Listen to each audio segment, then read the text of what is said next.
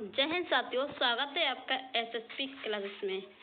जैसा कि आप सभी लोगों ने थंबनेल में देख ही लिया होगा, इस वीडियो के माध्यम से जो आपकी नीट की परीक्षा है वो 2 फेज में होने वाली है, उन सब के बारे में हम जानकारी प्राप्त करेंगे। सुप्रीम कोर्ट के आदेश से NBEMS के द्वारा आया है ये आदेश आपके लिए।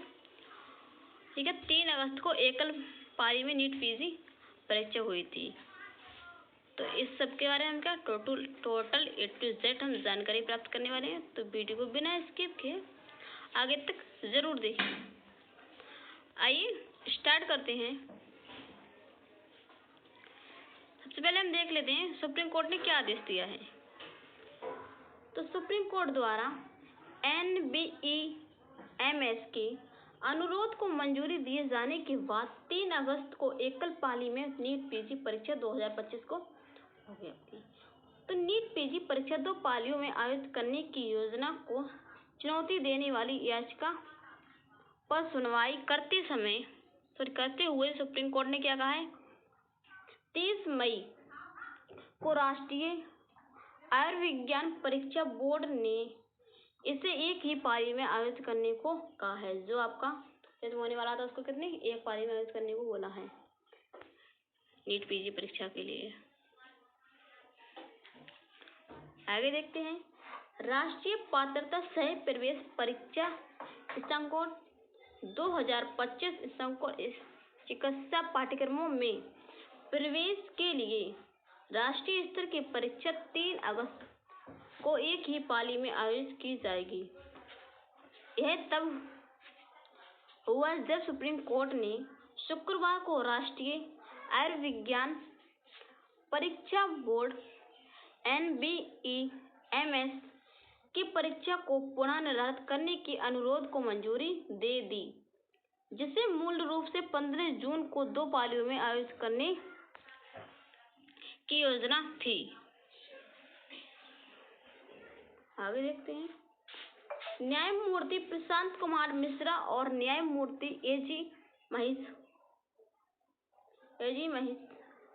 को पीठ ने NBEMS द्वारा परीक्षा आयोजित करने के लिए समय 3 अगस्त 2025 तक बढ़ाने के आवेदन को स्वीकार कर लिया है।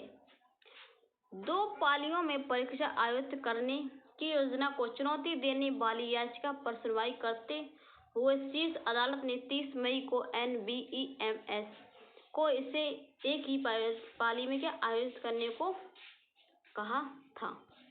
जो परीक्षा आपके 2 फेज में होती थी वो अपनी 1 फेज के होने के लिए अनुमति दे दी गई है। 2 शिफ्ट में परीक्षा आयोजित करने के फैसले पर सवाल उठते हुए कोर्ट ने NBEMS की इस दलील को खारिज कर दिया है कि नीट पीजी परीक्षा के लिए सभी उम्मीदवारों को समायोजित करने के लिए पर्याप्त केंद्र नहीं थे।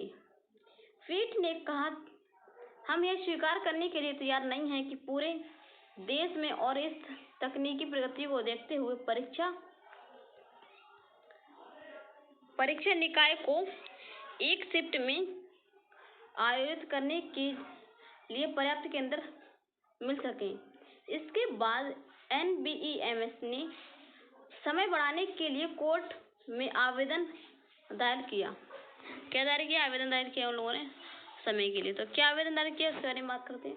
शुक्रवार को जस्टिस मिश्रा ने NBEMS के वकील से पूछा, आप 3 अगस्त तक का समय चाहते हैं, इतना समय क्यों? जस्टिस मसीहा ने कहा, आपने प्रक्रिया भी शुरू नहीं की है। आदेश 3 मई को पारित किया गया था, उसके बाद आपने क्या किया? इससे देरी हो रही है। आपको 2 महीने की आवश्यकता क्यों है? 2 महीने का समय और मांगा। उन्होंने क्या जवाब दिया है उसका याद करते हैं हम।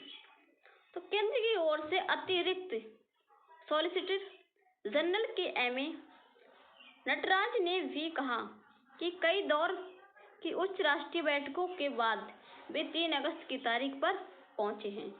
पिछले साल पहली बार नीट पीजी परीक्षा एक की बजाय 2 पालियों में हुई थी। परीक्षा 11 अगस्त को सुबह 9 बजे से दोपहर 12:30 बजे तक दोपहर 3:30 बजे से शाम 7 बजे तक हुई थी आपकी परीक्षा 2 पालियों में। साथ ही NBEMS को भी आपने अपने आसपास आकर समय बढ़ाने की अनुमति दे दी है। इसके बाद NBEMS ने टाटा कंसल्टेंसी सर्विसेज यानी TCS के एक पत्र पर हमला कर दिया है, जिससे कहा गया था कि इस परीक्षा केवल 3 अगस्त को ही आयोजित की जा सकती है। केंद्र की ओर से ये हमने देख लिया है। तो उसमें क्या, पिछले साल पहली बार नीट QG की परीक्षा 2 पालियों में हुई थी। परीक्षा 11 अगस्त को सुबह 9 बजे से लेकर 12:30 बजे तक हुई थी। दोपहर 3:30 से लेकर शाम 7 बजे तक परीक्षा का आयोजित करी गई थी पिछली बार का। तो सर परीक्षा का एक ही उसमें कराने का बोला है और उन लोगों ने 3 अगस्त का समय मांगा है। तो आइए, मैं आशा करती हूँ आप सबको A to Z समझ आया होगा। ऐसे ही अन्य वीडियो देखने के लिए चैनल पे जुड़े रहिए और चैनल को सब्सक्राइब कर लीजिए और वीडियो को लाइक भी कर दीजिए और अपने दोस्तों के पास भी शेयर कीजिए। अगर आपको किसी भी बात पर डाउट है तो क्या आप कमेंट कीजिए और बताइए कब परीक्षा होनी चाहिए कमेंट के माध्यम से। तब आपकी राय भी क्या रहती है बच्चों की, और राय को हम देखते हैं। तो तब तक के लिए बने रहिए वीडियो में। जय हिंद, जय भारत, वंदे मातरम।